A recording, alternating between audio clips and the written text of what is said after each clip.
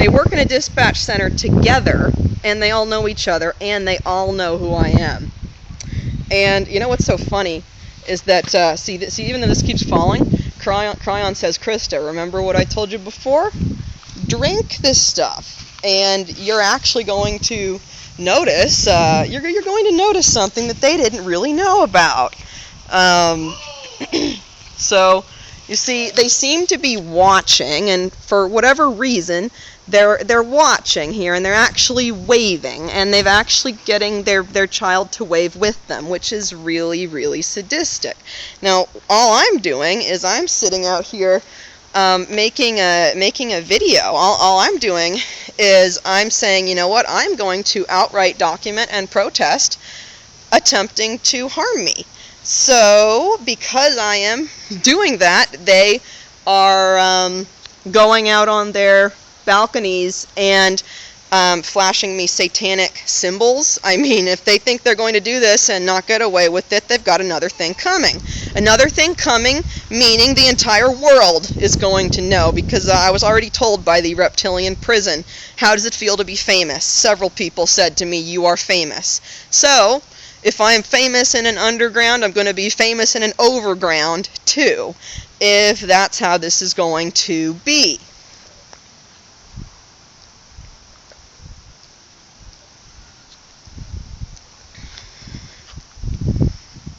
Okay, Cryon says there.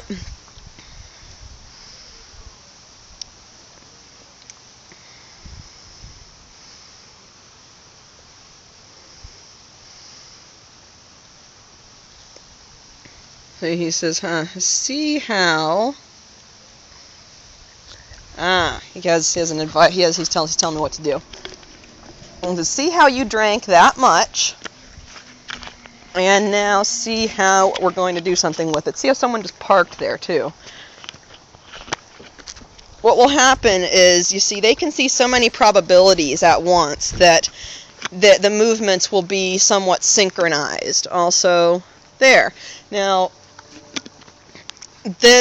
some of this, I know, is a little bit extreme, but when you have got yourself into a situation somehow where you stop nuclear war, there's a plane. Okay, that's a jet right there. Check that out. That's a jet.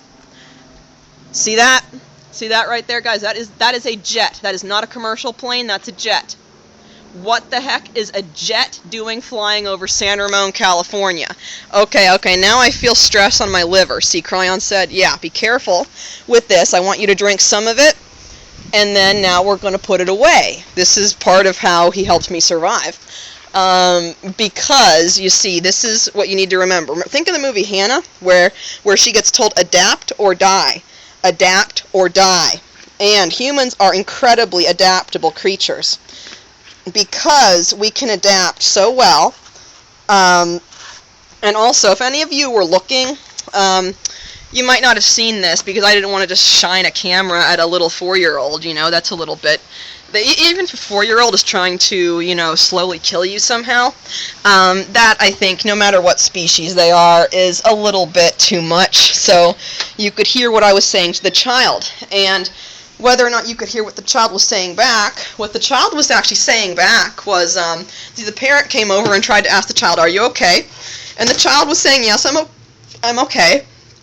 But they were also thinking to themselves. They were really thinking to themselves. They were doing as they were told, but they were hearing me in just the slightest way. Cryon said, you're going to see this. You're going to see this in front of you, no matter what gets done to you. So see here, if your phone gets a half shattered like this, who cares? Anybody that knows will know that I prefer this phone way more. Or anybody who's paying attention will know that I prefer this phone way more. And say they break my phone, then I'll just have to go over to their houses and fuck with them. And I'll have to say, oh, hey guys, you know, it looks like, you know, you guys have screwed around with my phone, so it looks like I'm going to have to use yours. And you see, when you are using the love light energy, Cryon says, now you know what gave them power this morning? You know what happened that gave them power. But that power is not going to continue. It will not prevail. Yeah, guys, I decided to go ahead and put some makeup on, because see here, the police department was totally fucking with me so that they could get the opening for that kid to break my phone. And we're gonna watch me as I put on some lipstick, because the police think they can fuck with me. Well, they're going to have on their cameras a girl who looked really, really hot, if they're gonna fuck with me. Oh, no pun intended. Because you see, yeah, the police actually engage in that astrally. Those of them that are reptilian or human with astral capabilities will harass normal citizens. You don't have to be doing anything wrong. They will simply start harassing you, and then what they will do is attempt to push you. That is, mentally push you, mentally influence you somehow, using HARP technology and those planes that I was filming, to cause you to do things that would be considered against the law, or things that might warrant getting the police involved to make you feel guilty about it. This is something that I'm going to link to this on this video because I found it, and what these people like me are called, were called targets, apparently. And the people who are called perps are the ones who are involved with doing a lot of it. So we've got downstairs, and Krista says, not Krista, actually, well, you could say Krista says, but it's Cryon. Our names sound kind of the same. Cryon says, don't worry, Krista, you're holding this phone, but they're not going to be able to touch this phone. They are not going to be able to touch what you're using to record them with. Sure, it's like you know full well that if your phone stopped working, if you couldn't call anybody, it wouldn't matter, because that would mean that you would be harassing all of the neighbors, saying, oh, harassing meaning, excuse me, it appears that my phone is broken. I'm going to have to use yours. And things like that. So he says they know better than to actually break your phone. They're just trying to mess around with you. Now, always when I walk outside, there is someone who is strategically doing nothing, who simply comes out. Notice how I walked inside to outside, and right as I walk outside, oh bam, there's somebody walking there. Now, we're going to actually prove this a little bit more. We're going to prove this with keys, even though if you've been astrally harassed, you'll know that keys only make a slight difference. It makes a difference for the entities that are lower down on the pyramid that can't get through a locked door, but it doesn't make a difference to the entities who are higher up on the pyramid, who basically, who can get through what you would consider locking a door. And also, I mean, I know that when my house was wiretapped, bugged, whatever they've done to it, that illegally, completely illegally, that it was done when the doors were locked, and people actually somehow did something, came in somehow. Now notice what I'm wearing. WWJD. What would Jesus do? Now, Jesus would not exactly scream and curse at people, no, but he would, no, again, see, she looked away as soon as doing this, now looking at me. Now, kids, I have to make it point blank clear to you guys, kids, especially, like I said, kids of Indian descent, which is sad. When I was viewing the NSA office, almost all of them were of Indian descent. A lot of them were. Then there were some of the super soldier bred types. And now we see, okay, what's happening here? So-and-so who was doing nothing gets out of the car, okay. And then when you ask them, what are you doing? They say stuff like that we're working, but they'll say that it's a Saturday. They'll say that on days where it's impossible for them to be working, or they'll say it at a time where it's impossible for them to be working, or I've had some of the immigrants say, I don't know what I'm doing. Actually say, I don't know what I'm doing. So this is Reflections. This complex is called Reflections in San Ramon, California. reflections, drive. Now, who else do we have again on a bike with sunglasses? Notice all the people with the sunglasses, and yeah, notice how they will actually wave, because they know who I am, and they know that I refuse to allow them to conduct bullshit and assassinations where I am, and they have to outright watch it. So, we're going to walk around while there's still daylight, and I knew I would be making a video today, but I did not know. See another person there, they're standing there, they're kind of doing nothing. I did not know that it would be outright about documenting what was happening to me. Who else do we have? This person was actually looking in my direction and is doing so in like as if they're making fun of me in some way. Now see, they're smiling, they're like they're doing so in a kind of taunting fashion. And also, yet again, I'm going to say this, of Indian descent. I don't know what it is about the people that are of Indian descent getting screwed over like this. Also Asian Chinese and Indian descent. For some reason, it's as if these people are very easy to hack into their personal system or matrix, and they just end up performing mindlessly. Okay, Cryon says the reason that they were tempted like they were is because they see the white people like you, Krista, and see how you were so privileged. That is true. So I'm asking Cryon, so what do we do about that? So, say if I was a poor Mexican immigrant, or a poor Indian immigrant, or a Chinese immigrant who wanted to be successful. Let's say that in my sleep I was attacked, and that I was told that, oh, if you do this for us, you know, you'll be able to rule the United States, and you won't be looked down upon as some sort of minority. Well, the irony with me, I did not ever see anybody as minorities or not minorities. I grew up in a state of mind just like an Arcturian does, which is that of non-racism, that of no racism existing. But when your parents are racist, when they act like Nazis, when your parents actually act like Nazis and try to train you into being a Nazi, and then you say back to them, no way, I'm not going to be a Nazi, even though I am German, I'm not going to be a Nazi, how dare you even try to do that, how dare you disgrace our grandfather who fought in World War II, how dare you do all these things, then, well, that's when they try and assassinate you, it seems. But, for most of the light workers, that I've noticed a lot of them in California, that a lot of us are white, and this is just something that I am noticing from a statistical perspective, and I find it unfortunate. I mean, I really find it unfortunate that most of us who are holding out are white. It seems like a kind of racism that you can't get around because it's genetic somehow. But so you see, that's where I kept talking about in the video about, you know, winning against reptilians and greys. At the very end, the part 4, I talk about this for the yell. You are not your body, meaning you are not your biology, you are not the memories in your biology, which might tell you the Germans acted like Nazis.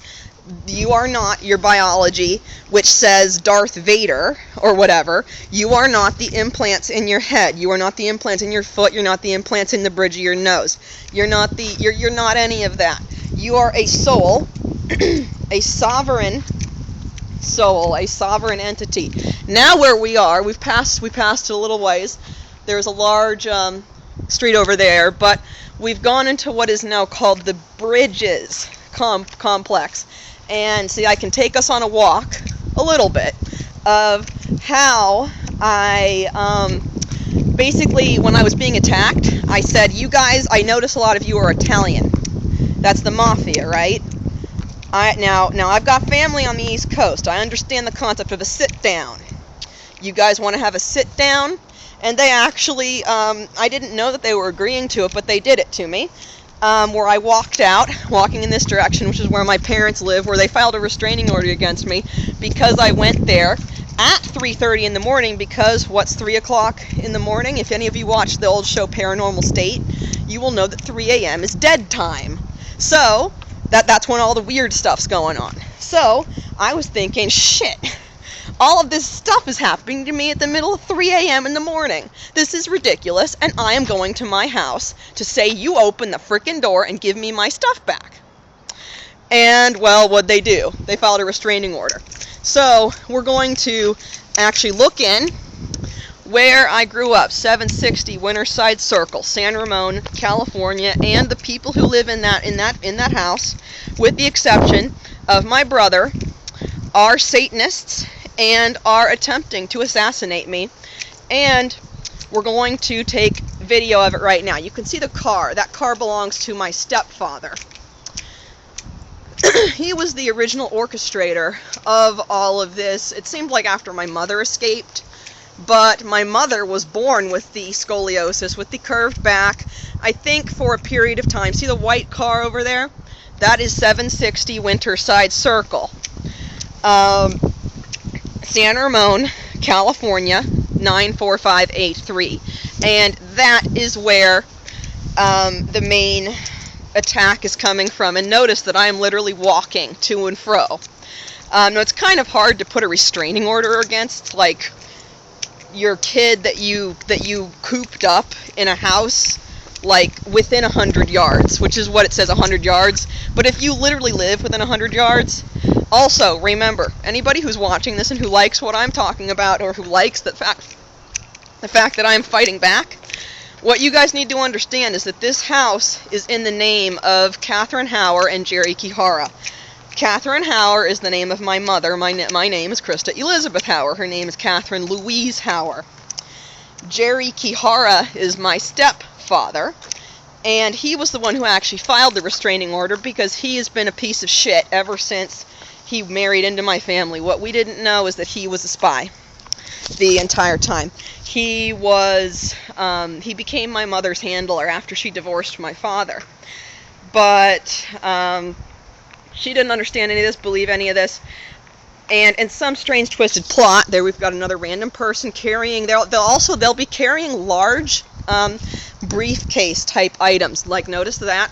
They'll often be carrying these large briefcase type items that seem to emit either a kind of radiation, or it's as if they suck energy. That's what they seem to do. They appear to suck energy. Now, what one man said to me on the Muni bus in San Francisco, he sat behind me, and he said, "Oh, I'm being greedy today." It was a British guy, or Australian. "Oh, I'm being greedy today. I've got all of my stuff." And he was talking to the person next to him, and it was very clear that they were talking about me. What they will do is they will repeat your thoughts. This is just like the interview which I found, and I'm going to get a hold of you guys. I'm going to get a hold of that girl. And if she does not know, you create your own reality and you can deflect these attacks. Not only that, you can go straight up to the people doing it and say, "In the name of the Lord Jesus Christ, you will stop." You can also go straight up to them and you can say, "In the name of the law of attraction of similar frequencies, you're going to die." Why? Because it's true. It's flat out true. I've said to these people, and I will say it on this camera, you do not understand that what you are doing.